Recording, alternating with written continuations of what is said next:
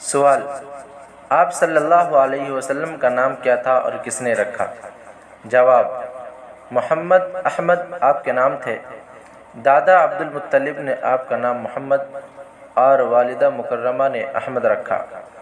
سوال: محمد صلی اللہ علیہ وسلم کہاں پیدا ہوئے اور کس وقت؟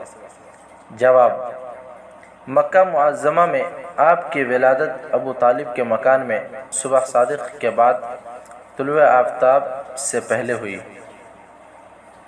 نسب نامہ۔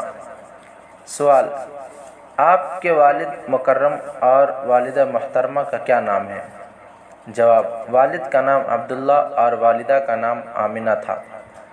سوال: آپ کا دادی حالی سلسلہ نسب بیان کرو۔ جواب: محمد ابن عبداللہ بن عبد المطلب بن ہاشم بن عبد مناف بن قصی بن کلاب بن مرہ بن کعب بن لوی بن غالب بن فہر بن مالک بن نضر بن کنانہ بن خزیمہ بن مدرکہ بن الیاس بن مضر بن نزار بن معد بن عدنان۔